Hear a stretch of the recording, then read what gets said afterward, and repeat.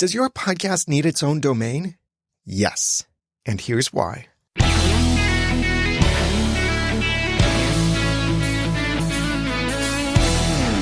Thank you for joining me for the Audacity to Podcast. I'm Daniel J. Lewis. Where do you tell your audience to go for the actions you want them to take? I suggest that should always, or at least almost always, be based on your podcast's own domain name. So here are 5 reasons your podcast needs its own domain name, even if it's merely a redirect, which I'll explain redirects later on in this episode in case you're unfamiliar. If you'd like to follow along in the notes for this episode or share this episode with another podcaster you think would benefit from it, then please tap or swipe inside of your app to get to it, or go to the audacitytopodcast.com/need domain.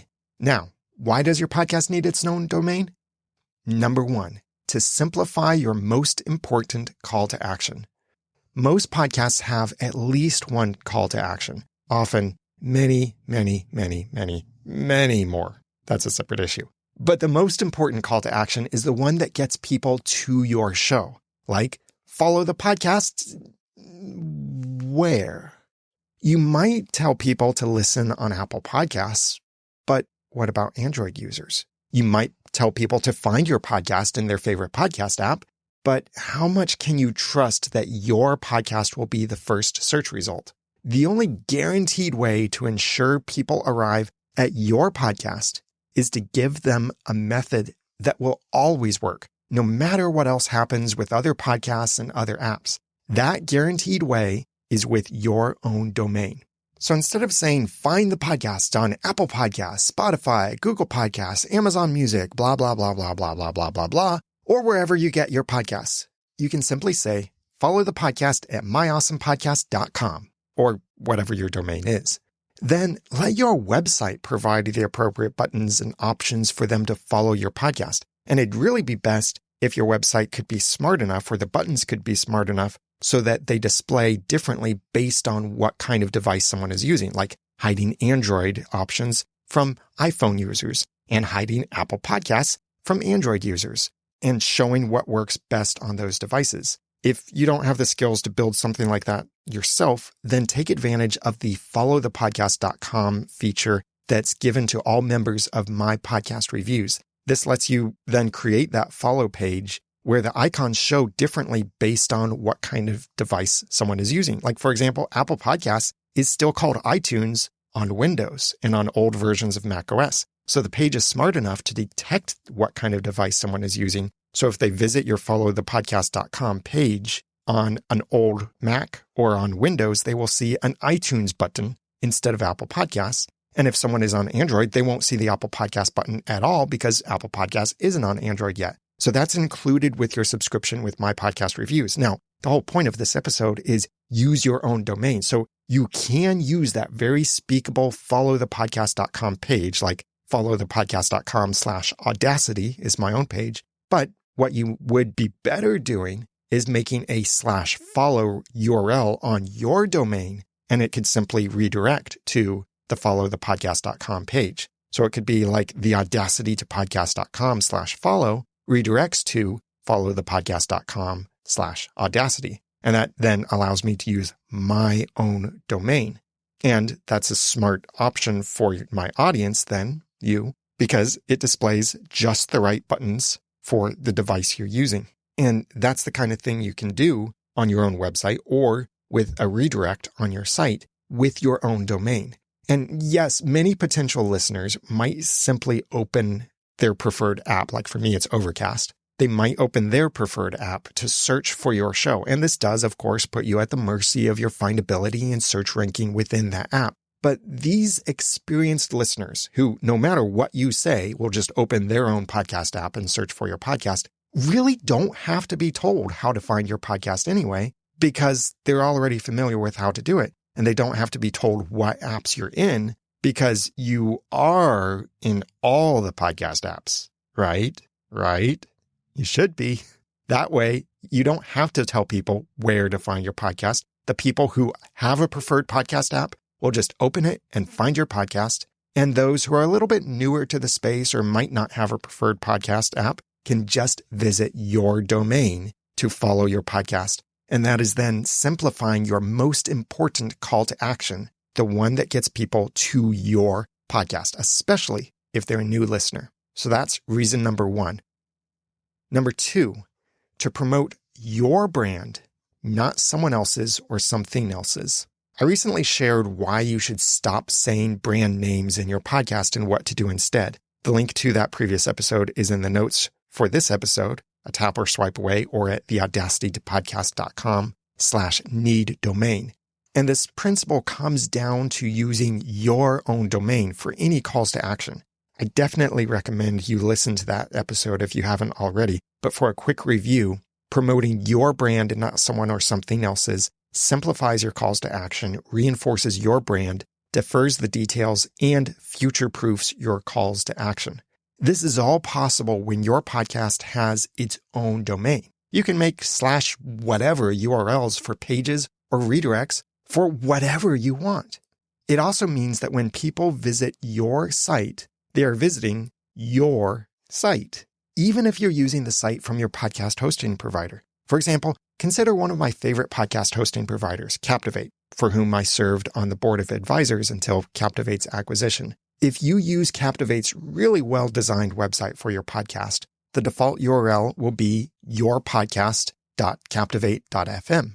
This would be very similar for most other podcast hosting websites that you get from your podcast hosting provider. You would also get something similar if you hosted your website with WordPress.com. That's the managed WordPress hosting version, not what you install on your own server. Your site would then end up being something like yoursite.wordpress.com.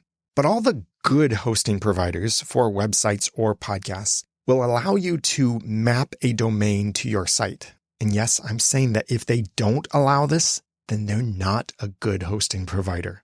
So with this, when people enter your domain into their browsers, they'll land on your website and still be on your website URL instead of a subdomain of captivate.fm, wordpress.com, libsyn.com, or anything else. There's also the added benefit that it's far more likely your domain will properly handle both www and non-www versions. But on a provider's subdomain URL, like myawesomepodcast.captivate.fm is a subdomain, adding a www to the beginning of that would be far less likely to work. And before you think, oh, people aren't going to do that. Well, no, they do. Many people do still unnecessarily or even wrongly type or speak the www part.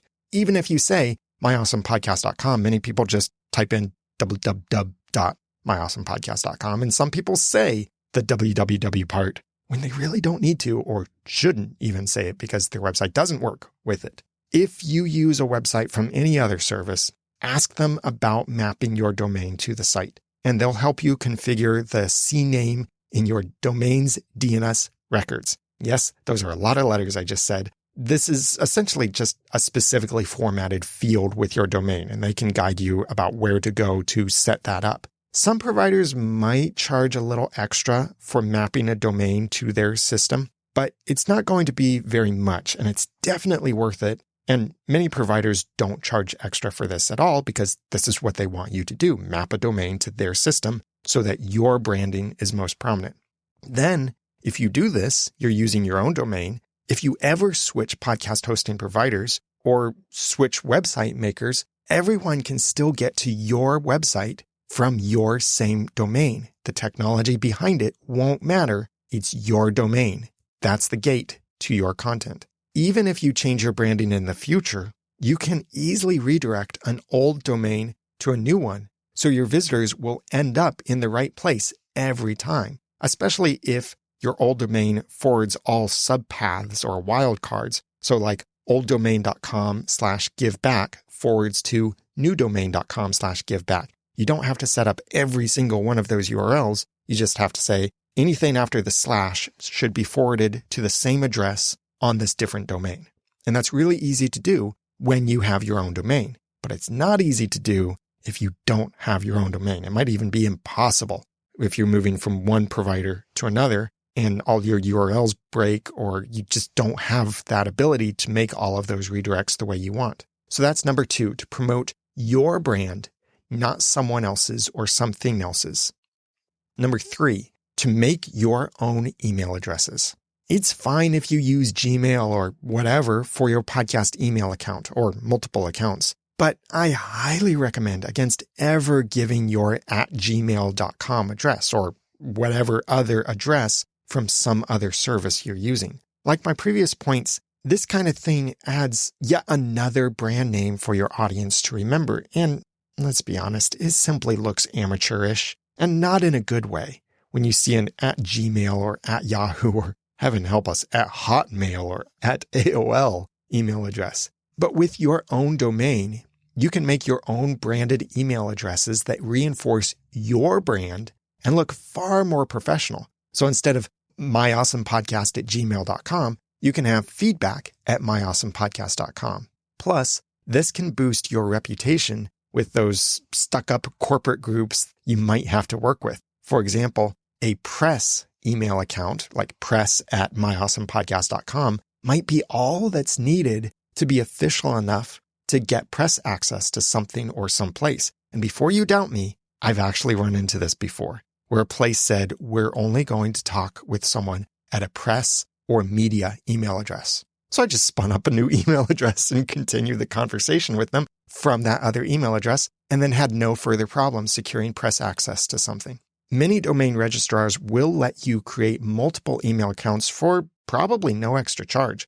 Some places charge more, especially if you want more storage, but you might want to simply make forwarders instead, which are far more likely to be free. An email forwarder passes all emails that were sent to that forwarder address, then on to another email address or multiple addresses if you want. This is an extremely simple way to ensure your co-hosts also receive all feedback emails instead of having to share a password and help them get set up to access the email account on their own apps. And they have multiple apps you might not be familiar with, apps you do or don't like, all of that complication. You're simply forwarding the emails to their address because you've created an email forwarder. And this is actually how I've done it with all my email addresses for years. They all forward to the same Gmail account.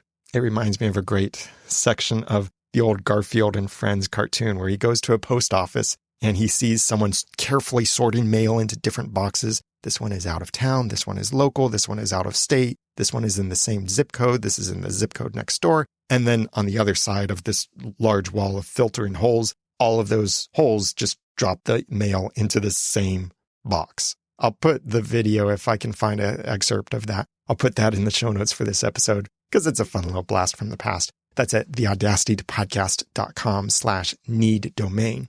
But that's the way that my email addresses work. And that's the way it could work for you too. So you could have all of these email addresses, a few of them, one of them, dozens of them, like I do in my case, where every podcast domain I've ever worked with has multiple email addresses on that domain. They're all forwarding to the same Gmail account. And especially with something like Gmail, and the reason I think we like Gmail so much is because Gmail has some great tools built into it. So this lets you use all of those great tools for stuff like spam protection, filtering, and more, while then only sharing your brand with your audience. And for me, I'm sharing only my brand with my audience. So when you send me an email to feedback@theaudacitypodcast.com, it forwards to a Gmail account. It actually also forwards to my special system where I and my assistant, Steve, can access that email together so that he can help me with some of the things. He can assign certain emails to me and such. That's an email forwarder. It's not a separate email account. It's a forwarder, and that's all it is. No separate mailboxes, no separate passwords, anything like that. It's simply forwarding the emails to one or multiple other addresses. And even with a forwarder, you can configure Gmail and other email apps to send from your podcast email address so that no one will ever have to see your real email address. They'll just see that they're always communicating with feedback@myawesomepodcast.com or press@myawesomepodcast.com or whatever your email addresses are. And you can do that when you have your own domain. So that's reason number 3. Number 4, to redirect wherever you want. As I've mentioned in a couple of these points, using your own domain gives you the power to point it wherever you want. You can make path redirects from that domain, like making /giveback forward to Patreon or something else like that. and you can redirect the whole domain to wherever you want, like your hosting branded website, a temporary landing page, or your own website. Even if you're redirecting a specifically podcast branded domain to a certain page on your main website, like the podcast page on your main website, or maybe it's you have multiple podcasts on the same website. And so your separate podcasts each have their own domains, and you can speak those domains in your podcast, and they forward to the appropriate relevant sections on your website. That's how I did it with my Once Upon a Time podcast that was about the TV show Once Upon a Time. The show had a spin-off show called Once Upon a Time in Wonderland, and we had a spin-off podcast about that. So instead of telling people to go to oncepodcast.com for the spin-off show, we told them to go to wonderlandpodcast.com. And then that redirected to the Wonderland section of oncepodcast.com. And you can do that when your podcast has its own domain. And you can even use this if you're changing your branding. You could redirect from olddomain.com to newdomain.com. You can redirect it wherever you want when you have your own domain. This gives you the ultimate future-proofing ability. And I've previously taught in detail about redirects, like 307, 301, 302, 30 whatever redirects. And you can definitely listen to that old episode that I linked to in the show notes for this episode at theaudacitytopodcast.com/need-domain. But here's my general guideline. Use 301 permanent redirects for destinations you own and control, and that will probably never move. Use 307 temporary redirects for destinations you do not own or control, like affiliate links, and that could change in the future, like YouTube live streaming pages or meetup information. And you have these kinds of abilities when you have your own domain. You can redirect it wherever you want. Number 5 reason your podcast needs its own domain: to keep you in control. Last, but certainly not least, using your podcast's own domain keeps you in control. Whether you switch technologies or you get kicked off platforms or you willingly change your branding, you are in control when you own the only domain your audience hears from you. That domain is portable. You can take it with you no matter what technology you use, and no matter where you go, you control it. You are the master of your own domain. So these 5 reasons your podcast needs its own domain are: number 1, to simplify your most important calls to action. Number 2, to promote your brand, not someone else's or something else's. Number 3, to make your own email addresses. Number 4, to redirect wherever you want. And number 5, to keep you in control. Now, here are some resources in case you need to get or customize your own domains. If you don't already have a domain for your podcast yet, first, review my past tips for picking a good domain for your podcast. I did this in a very, very, very, very, very old episode of the Audacity to Podcast. It was episode number 19. So that's way back there. So for a quick review, in case you've never heard that episode, or you don't want to listen to what I sounded like back then or how I podcasted back then, I wouldn't blame you. Here's a quick review of tips for picking a good domain for your podcast. Number 1, get your own domain, even if it just forwards. I've talked about that here in this episode. Number 2, keep it short and simple. Number 3, get the .com unless alternatives fit and also can make sense to your audience. Number 4, make it easy to spell and understand. And number 5, beware of forming new or unwanted words. Like therapist podcast also reads as the rapist podcast. And that's probably not what you want. So beware of forming any of those new words in your domain, like weird spellings of something, or forming unwanted words with stuff like therapist. Then there are many places you can go to get a domain. The most important features to look for that I suggest in light of what I've shared in this episode are the following. You need full DNS management, so you can change the CNAME records, the A records, the MX records, any of that stuff. You don't have to know what all of that means right now. You just need to have the ability to manage your own DNS and to manage it fully yourself if you need to. You also need included or low-cost email accounts or forwarders, and that's depending on your preference. Most registrars will give you forwarders for free. Some registrars let you make email accounts with their own mailboxes for free, but very limited on how much space they can hold. And they charge extra for larger space or more email accounts, something like that. But most places do forwarders for free. You also need, and I recommend this, you might not totally need it, but I do highly recommend it. Whois privacy protection? That's not a question. That is what it's called. It's Whois privacy protection. This is what protects your information that's associated with the domain, like your address, your email address, your name, your phone number. With Whois privacy protection, that then masks all of that or replaces it with the domain registrar's information. So you don't get a lot of spam, and also so you're not compromising your own privacy of your home address or anything like that. That's sometimes free and it's sometimes an additional expense, but I think it can be worth it. And the last thing that you should look for in a domain registrar is that they give you redirect options. Most domain registrars would work with only redirecting the entire domain or subdomain, which is what comes before your domain, like the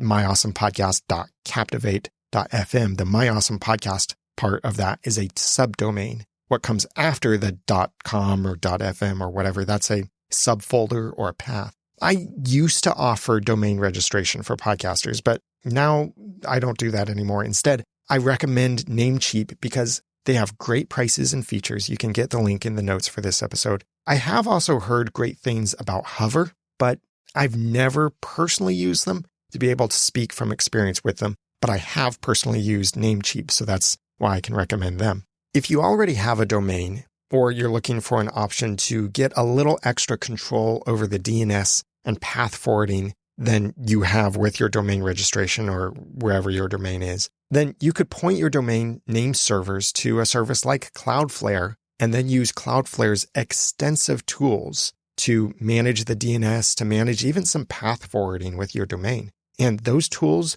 are even free for personal use. This is how I manage the DNS for all of my actively used domains. I have a lot of domains. I don't put them all on Cloudflare, but the ones I'm actively using, like the audacitypodcast.com, is on Cloudflare. And then I use my domain registrar for all of my other domains that most of them simply forward to other places. And I can do that for free with my domain registrar. Now, if this episode has been helpful to you and you think it might be helpful to other podcasters, then please share it by going to the website at theaudacitytopodcast.com/need domain.